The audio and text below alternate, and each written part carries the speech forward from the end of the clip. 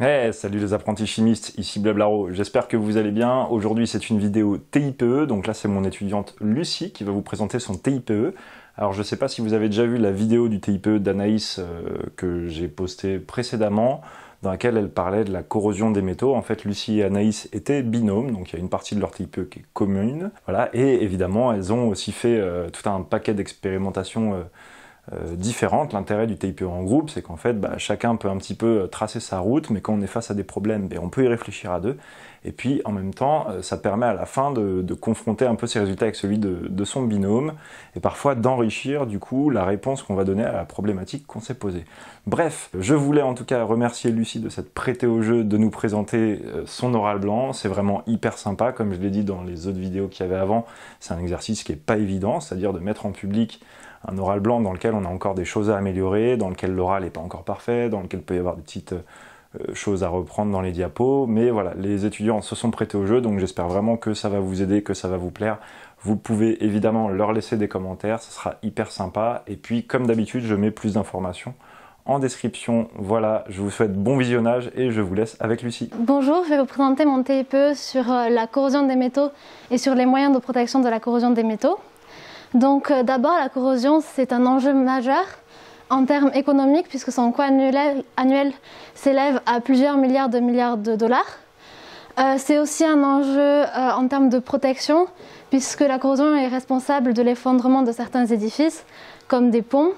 C'est également un enjeu environnemental puisque les dérivés de pétroliers présents dans la peinture anti-corrosion peuvent se retrouver dans l'eau et sont polluants. Donc c'est pourquoi nous nous sommes posé la question comment peut-on influencer la cinétique de corrosion d'un métal en vue de sa protection. Donc pour cela, nous avons d'abord réalisé une étude sur le long terme afin de déterminer quels étaient les facteurs qui influençaient la vitesse de corrosion et de déterminer l'influence de différents moyens de protection. Et ensuite, je me suis concentrée plus précisément sur deux moyens de protection. Donc la protection par un anode sacrificiel au zinc, plus précisément, et la protection par un inhibiteur vert qui est présent dans le café, voilà, et qui a l'avantage d'être plus écologique. Donc d'abord, nous avons réalisé notre étude sur le long terme. Donc ce que nous avons fait, c'est que nous avons placé 5 plaques de taille et de masse similaires dans des bocaux. Et dans des volumes à peu près équivalents. Donc nous avons d'abord étudié l'influence de facteurs de corrosion comme le pH et le sel. Donc on s'est placé à pH égale 2 et ensuite dans une solution à pH égale 6 saturée en sel. Et ensuite on a étudié l'influence de différents moyens de protection. Donc toujours on s'est placé à pH 2 pour pouvoir comparer. Et on a étudié les moyens de protection comme l'anode sacrificielle, la passivation par l'acide nitrique et la peinture anti-rouille. Mon étude s'est réalisée sur 5 semaines. Donc chaque semaine, nous avons titré la quantité de Fe2+ en solution et nous avons pesé la masse de la plaque. Et le but était de savoir si toute la masse perdue par la plaque se retrouvait dans la solution sous forme d'ion fer2. Et donc si on vérifiait cette équation, mais on sait qu'il peut y avoir d'autres réactions possibles. Donc les ions fer2 peuvent s'oxyder en ions fer3 et on sait aussi que les ions fer peuvent précipiter sous forme de rouille. Donc les résultats que nous avons obtenus, d'abord en regardant l'influence de différents facteurs, donc le pH et le sel. Donc déjà si on compare ces deux facteurs-là, on peut voir que la quantité d'ion Fe2+ en solution au bout de 5 semaines était plus de 10 fois plus importante dans la solution acide que dans la solution salée. Donc déjà, la première chose qu'on peut remarquer, c'est que le pH est un facteur qui va énormément augmenter la corrosion, beaucoup plus que le sel. Et ensuite, si on se concentre sur cette courbe-là, donc dans la solution acide, on peut voir que presque toute la variation perdue par la plaque s'est retrouvée en solution sous forme d'ion fer2. Donc l'équation a bien été vérifiée ici, tandis que pour la solution salée, la masse perdue ne s'est pas retrouvée dans la plaque, dans la solution sous forme d'ion fer2. Et on peut le comprendre parce qu'il y a une formation de rouille au fond de la solution, on avait vu qu'il y avait une formation de rouille et donc elle n'a pas pu être traitée par les ions permanganate. Et donc ensuite, si on regarde l'évolution, on peut voir que l'évolution de la masse a suivi les mêmes tendances, c'est-à-dire que la masse a d'abord diminué, puis augmenté. Donc ça s'explique par le fait que la plaque a d'abord été corrodée et ensuite il s'est formé un précipité de rouille qui a augmenté la masse de la plaque. Donc maintenant je vais vous montrer l'influence des différents moyens de protection. Donc d'abord l'anode sacrificielle. Déjà ce qu'on peut remarquer c'est que ça a été un moyen de protection efficace puisque on a divisé par 10 la quantité d'ion fer 2 en solution par rapport à la solution acide. Donc déjà elle a très bien fonctionné. Et ensuite on peut voir qu'il y a eu un delta de masse très important. Donc ça s'explique par le fait qu'il y a eu une énorme couche de rouille sur la plaque et donc ça lui a fait ça a augmenté considérablement sa masse. Et ensuite pour les autres moyens de protection, donc ils ont moins bien marché que l'anode sacrificielle puisque la quantité d'ion fer 2 a été divisée par 2 pour la peinture anti-rouille et par 1,5 par la passivation. Donc, mais ils ont quand même marché. On voit qu'ils ont eu à peu près les mêmes tendances que pour l'acide. Et j'avais oublié de dire qu'on s'était placé en solution acide pour avoir des résultats plus rapidement, parce que si on s'était placé en solution d'eau salée, qui aurait l'avantage d'être plus dans les conditions réelles, on aurait dû attendre beaucoup plus longtemps pour avoir des résultats vraiment significatifs. Voilà. Donc comme l'anode sacrificielle est le moyen qui a le mieux marché, c'est celui que j'ai décidé d'étudier par la suite. Donc cette fois j'ai réalisé une étude sur le court terme. Donc pour cela j'ai voulu déterminer l'intensité de corrosion d'une plaque qui avait été protégée par une anode sacrificielle de zinc.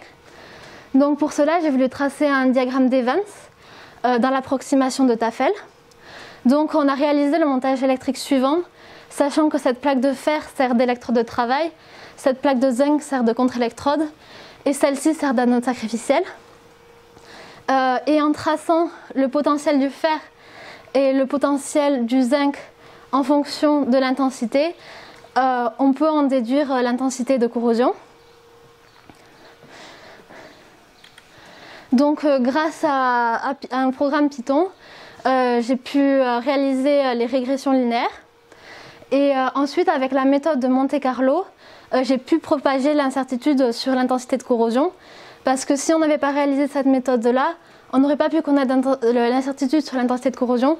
Et cela n'aurait pas pu nous permettre de conclure sur la pertinence de nos résultats. Voilà, donc ici en égalisant, en regardant quand les potentiels sont égaux, en abscisse on peut trouver l'intensité de corrosion. Donc d'abord j'ai voulu savoir quelle anode était la plus efficace, quel métal était le plus efficace pour protéger la corrosion. Donc j'ai essayé trois métaux différents. Donc le zinc, l'aluminium et le magnésium. Donc ce à quoi je m'attendais, c'est que plus mon métal est réducteur et plus il pourra être une meilleure anode sacrificielle et donc moins mon intensité de corrosion sera grande. Donc j'ai eu le résultat inverse et du coup j'ai vu que mon anode sacrificielle qui avait le mieux marché était celle de zinc puisqu'elle a diminué par 10 l'intensité de corrosion. Mais même l'anode sacrificielle en magnésium qui a le moins bien marché a quand même bien marché puisqu'elle a divisé par 2 l'intensité de corrosion. Et donc comme c'est mon anode sacrificielle de zinc qui a le mieux marché, j'ai décidé de l'étudier plus en profondeur dans la suite. Et pour ça, j'ai voulu voir dans quelles conditions la protection par anode sacrificielle était la plus efficace. Donc pour ça, je me suis placée dans 3 solutions différentes. Donc à pH égale 2 avec une solution salée. Ensuite à pH neutre, donc pH 6 avec une solution salée encore. Et ensuite avec une solution acide pH 2 mais beaucoup moins salée, donc 3 fois moins salée. Et les résultats que j'ai eus, c'est que le moment où mon anode sacrificielle était la plus efficace, c'était pour une solution à pH égale 6 et très salée. Donc ça c'est très encourageant parce que c'est des conditions qui se rapprochent des conditions réelles dans lesquelles on va utiliser la note sacrificielle. Donc par exemple dans l'océan, quand on veut éviter que les bateaux se corrodent, enfin que la coque des bateaux se corrode, on est dans des solutions à pH neutre et des solutions salées. Donc on est plutôt content de ces résultats. Et ensuite j'ai voulu rapprocher cette étude-là de mon étude sur le long terme pour voir si avec mon intensité de corrosion que j'avais eue, je pouvais prédire la variation de masse que j'allais obtenir. Et du coup, en faisant un calcul, j'ai calculé que ma variation de masse théorique que j'ai eue grâce à mon intensité de corrosion devrait être de 3,9 grammes. Et en réalité, j'avais eu 3,6 grammes. Donc on peut voir que l'étude sur le court terme d'intensité de corrosion a bien permis de prédire ce qui allait se passer sur le long terme. Et donc la note sacrificielle a bien été efficace sur le long terme, enfin du moins durant notre expérience qui durait plus de 5 semaines. Mais le problème de ces moyens de protection classiques, c'est qu'en général ils sont plus polluants. Parce que par exemple pour la note sacrificielle de zinc, il faut la changer régulièrement pour qu'elle soit toujours efficace parce que le métal va se corroder. Et donc c'est pour ça que je me suis tournée vers l'utilisation d'inhibiteurs plus verts. D'autant plus que ceux-ci ont l'avantage, comme on les met dans le milieu, ils peuvent être couplés avec les méthodes classiques et donc encore diminuer l'impact de la corrosion. Donc pour cela, j'ai trouvé des inhibiteurs de verre de corrosion. Donc j'en ai pas trouvé pour le fer et donc je me suis placée j'en ai trouvé un pour l'acier. Et donc c'est l'acide 5-caféoylquinique. Donc le principe c'est que grâce à ces différents groupements hydroxydes, il va se lier au métal et grâce à sa chaîne carbonée qui est apolaire aprotique, donc hydrophobe, il va former une couche qui va isoler le métal du milieu extérieur et le milieu qui est donc corrosif. Donc j'ai voulu extraire cette molécule. Donc pour cela, j'ai réalisé un montage de Soxhlet. Donc l'avantage du montage de Soxhlet, c'est qu'il va permettre par macérations successives à chaud à enrichir le distillat dans le composé d'intérêt. Et donc on aura plus de composés d'intérêt avec ce montage-là. Et donc les résultats que j'ai obtenus, d'abord j'ai voulu caractériser ce que j'avais obtenu pour voir si j'avais bien extrait la bonne molécule ou pas. Donc pour cela j'ai réalisé d'abord une chromatographie sur couche mince. Et donc j'ai obtenu que j'avais une tâche avec un rapport frontal identique pour mon produit labo et mon produit brut. Donc déjà on peut penser qu'on a extrait de la bonne molécule, mais on voit qu'on a des impuretés et qu'il y a un rapport frontal plus petit et donc qu'elles sont plus polaires et plus protiques. Et donc j'avais réalisé mon montage Soxhlet dans du dichlorométhane et j'ai obtenu 20 mg à partir de 50 g de café. Et ensuite, en traçant encore le diagramme d'Evans, j'ai obtenu une intensité de corrosion de 0,90 mA. Et sachant que sans protection, j'ai obtenu aussi 0,90 mA. Donc malheureusement, cette expérience, elle ne m'a pas permis de conclure sur l'efficacité de l'acide caféoylquinique contre la corrosion de l'acier. Et du coup, les résultats qu'on a eus en mettant en commun avec mon binôme, qui elle avait travaillé sur la passivation et sur un autre inhibiteur vert présent dans l'aloe vera, qui est l'aloïne. Donc elle avait bien mis en avant que la passivation était un moyen de protection efficace, même si moins que la note sacrificielle. Et en testant son inhibiteur vert, qui est l'aloïne, elle a obtenu une intensité de corrosion de 2,5 mA. Donc c'est l'intensité de corrosion la plus faible qu'on a obtenue. Cette protection est même plus efficace que la note sacrificielle. Donc elle a bien réussi à mettre en avant le fait que les inhibiteurs verts étaient vraiment quelque chose qui était prometteur, puisqu'ils diminuent grandement l'intensité de corrosion et en plus ils sont plus responsables. Et donc moi, si j'avais plus de temps pour continuer mon TIPE, ce que j'aurais aimé faire, c'est étudier plus précisément les inhibiteurs verts.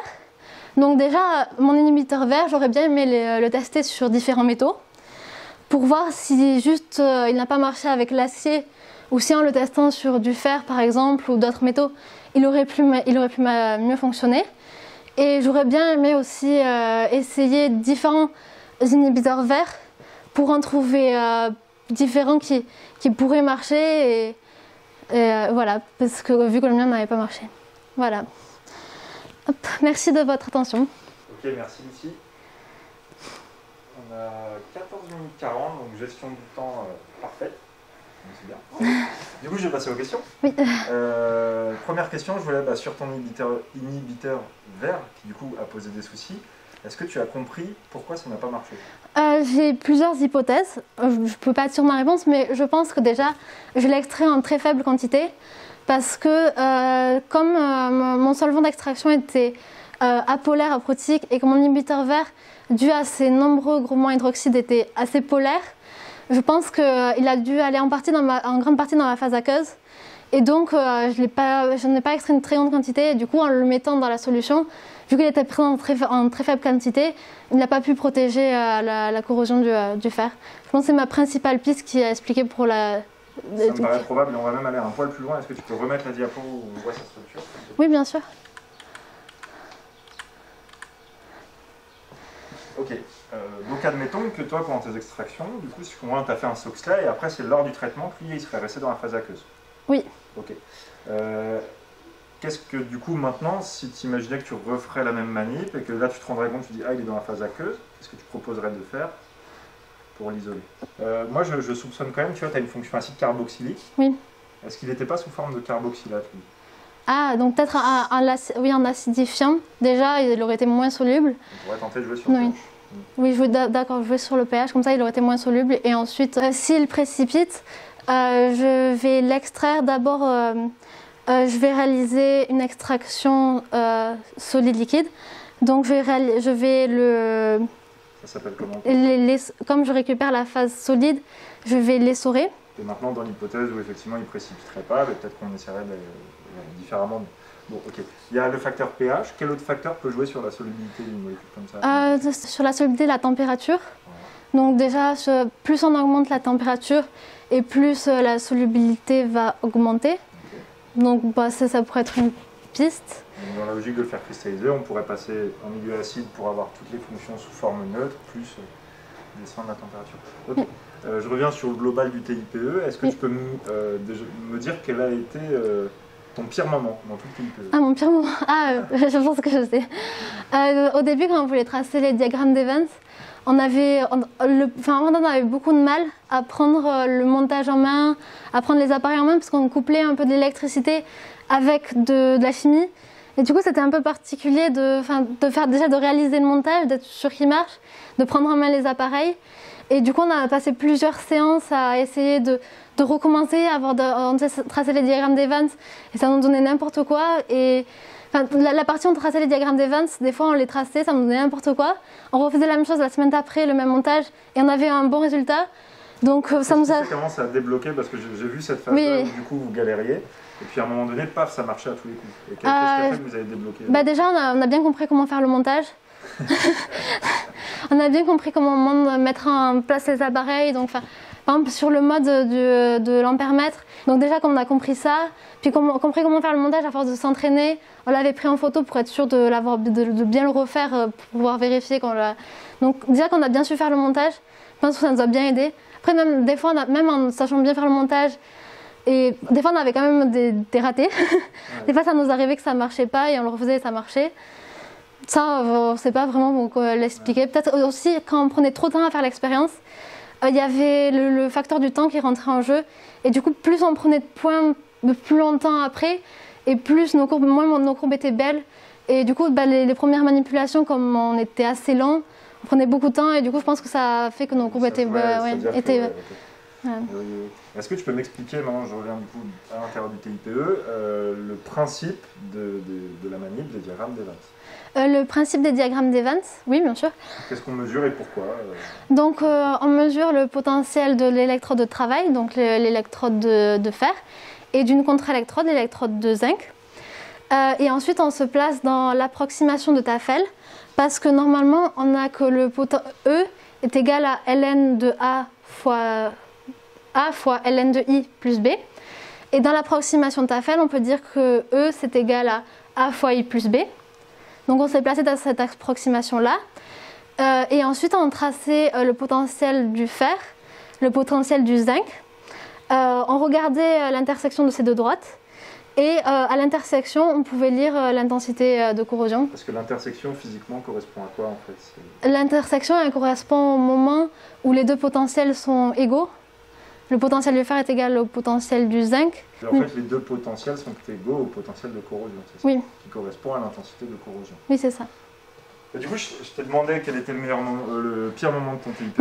Je te demandais quel était le meilleur moment de ton TIPE. Le meilleur là, moment... tu vas me dire, c'est quand on a réussi à faire les droites de l'état. Je sais pas, le meilleur moment... j'ai bien aimé au début, au début quand on faisait l'étude sur le long terme. Parce que déjà, c'était la partie où on était encore en binôme. Et moi, j'ai beaucoup aimé travailler en groupe déjà. Donc déjà, c'est une partie que j'ai appréciée. Et puis en plus, on suivait semaine par semaine, on regardait nos plaques de fer, voir la corrosion dessus. Déjà, rien que visuellement, voir l'évolution de nos différentes plaques de fer dans les solutions, de voir qu'elles n'avaient pas la même corrosion et tout. Déjà, c'était vraiment intéressant. Et puis de réussir à mesurer quelque chose. Oui, de réussir à mesurer. En plus, là, c'était pas une partie où on a trop galéré. Ça prenait beaucoup de temps. Ça nous a pris énormément de temps de la réaliser parce que c'était sur un grand laps de temps. Il y avait beaucoup de titrage à faire, tout ça, mais en termes de difficulté, c'est pas la partie la plus difficile. Et c'était assez rigolo de voir l'évolution en fonction du temps, de voir vraiment l'impact des moyens de protection, alors que même, on ne le voit pas à l'œil nu. L'impact est là de voir en titrant par des titrages, par des mesures de pesée, de voir vraiment leur impact. Je sais pas, ce serait assez rigolo. Ton TIPE t'a plu, quoi? Oui. Globalement, j'ai bien aimé mon TIPE. Okay. En rapport avec ce que tu as dit à un moment, est-ce que tu sais en pratique quelle est l'anode sacrificielle la plus utilisée? Il me semble que c'est celle de zinc, oui. En raison de son coût aussi, parce que le zinc ça a un faible coût. Donc vu que c'est un matériau qu'on va prendre, qu'on doit changer régulièrement, parce qu'il va se corroder à la place du fer, donc forcément sa masse va fortement diminuer. Donc vu qu'on doit le changer régulièrement, on prend un matériau qui est vraiment peu coûteux. Parce que sinon, ça coûterait trop cher de... Tu l'as montré dans une de tes diapos, c'est-à-dire qu'à un moment donné, donc tu le sais, et du coup, quand tu es arrivé, toi, tu as montré que ton anode sacrificielle la plus efficace, c'était le zinc. Donc là, c'est plus une correction. Tu arrives, tu sais ça, en plus, tu dis, bah voilà, compte tenu de mon résultat et du fait qu'en plus le zinc est moins cher, on comprend que ce soit le zinc qui est utilisé préférentiellement en tant qu'anode sacrificielle, par exemple pour les coques de bateau, etc. Ok, donc n'hésite pas à enrichir la fin de ta diapo avec ça. Ça va pour ça? Ok, très bien. Est-ce que tu peux me remettre la diapo avec la simulation Monte Carlo? Oui. J'ai plus vraiment de... Voilà. J'ai plus vraiment de questions, mais des petites corrections que je voulais te donner, parce que quand tu es arrivé sur cette diapo, pour moi, tu as dit, bon, bah, on a utilisé un code Python pour faire des régressions linéaires. Et je suis pas trop d'accord, parce que je pense que tu es capable de faire des régressions linéaires sans Python. Oui, voilà. Pour propager l'incertitude, oui. Voilà, parce que sous Excel, tu sais le faire, donc... et là, je pense que tu es fier de la simulation Monte Carlo, mais attention, il faut faire les choses dans l'ordre. C'est-à-dire que moi, je trouve que cette partie de l'oral était pas... Globalement, ton oral était bien, mais cette partie de l'oral, je ne l'ai pas trouvé super bien expliquée. Oui, c'est vrai, je me suis un peu embrouillée. Peut-être insister mieux sur le principe des droites de Tafel, de dire, bah voilà, nous, on va modéliser telle et telle tendance via des droites. Ce qui nous intéresse vraiment, c'est l'intersection. D'accord? Donc, d'où le fait qu'on fasse deux régressions linéaires pour déterminer l'intersection. Et en fait, là, pour avoir des bonnes conclusions, pour avoir des conclusions qui servent à quelque chose et qui permettent d'observer des réelles tendances, on avait besoin de connaître les incertitudes. Comme on a besoin de connaître les incertitudes, on a envie de savoir propager les petites incertitudes de mesure dans les coefficients directeurs et dans leurs données à l'origine. Et donc pour ça, on a fait une simulation Monte Carlo avec Python. Donc Python, en fait, tu en as eu besoin plutôt pour propager tes incertitudes, et surtout pas en boîte noire, c'est-à-dire que tu sais exactement ce que tu as mis dedans. Et donc ça, c'est quand même vachement bien. Mais tu vois, il faut... Oui, c'est vrai, oui. Je me suis pas assez entraînée sur cette partie. Ouais, je trouve que tu l'as pas très bien mise en valeur. Non, c'est vrai. Voilà, sinon, globalement, sur ton oral, bah, c'était bien. Hein. C'est gestion du temps parfaite. Globalement, c'était clair. Il y a quelques fois où voilà, il y avait des petits cafouillages, des trucs. Donc tu as des sup qui n'ont encore jamais vu un TIPE. Et si tu devais donner un conseil, il y avait deux maximes, mais déjà, un seul conseil.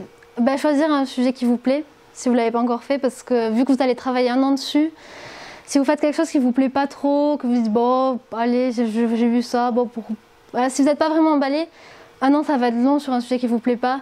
Donc franchement, choisissez un sujet que vraiment vous, je sais pas, qui vous anime un minimum. Vous avez envie d'apprendre des choses dessus et je pense que vous serez d'autant plus motivé à aller en TIPE pour essayer d'apprendre des choses, de faire des manipulations et je sais pas, peut-être dans un domaine aussi qui pourrait vous intéresser à l'avenir. Moi, par exemple, j'aimerais bien faire une école de chimie. Donc, faire de la chimie pour voir, ah, bah oui, qu'est-ce qu'on peut faire en chimie, Je pense faire, bien choisir son sujet, quelque chose qui nous intéresse vraiment, parce que comme ça passera beaucoup plus vite les séances et sera beaucoup plus agréable. Ok. Alors, j'ajouterais une chose, parce que des très bons conseils, choisir quelque chose qui vous plaît, mais aussi, on va dire, de réalisable, oui. Au moins à 80-90% dans les laboratoires du lycée que vous avez à disposition. Parce que ça a été aussi une autre force, c'est que du coup, comme vous avez bien optimisé vos séances manip et vous n'avez pas trop eu besoin de sortir du lycée, ce qui était plutôt une bonne chose avec la Covid, même si on a été chercher 2-3 petites choses ailleurs. Mais... Oui. Ok, très bien. Bon, bah merci beaucoup. Merci. Et puis merci d'avoir accepté de jouer le jeu, du coup, de filmer un oral, parce que du coup, je le rappelle pour ceux qui regardent, c'est quand même vachement sympa de filmer un oral d'entraînement qui n'est jamais encore parfait, il y a des choses à perfectionner à l'oral, en termes de diapos, etc. Donc voilà, c'est généreux et c'est courageux de bien vouloir partager ce genre de travail. Donc merci Lucie. Merci. Bah, je te souhaite de réussir à montrer le meilleur de tout ce TIPE devant le jury.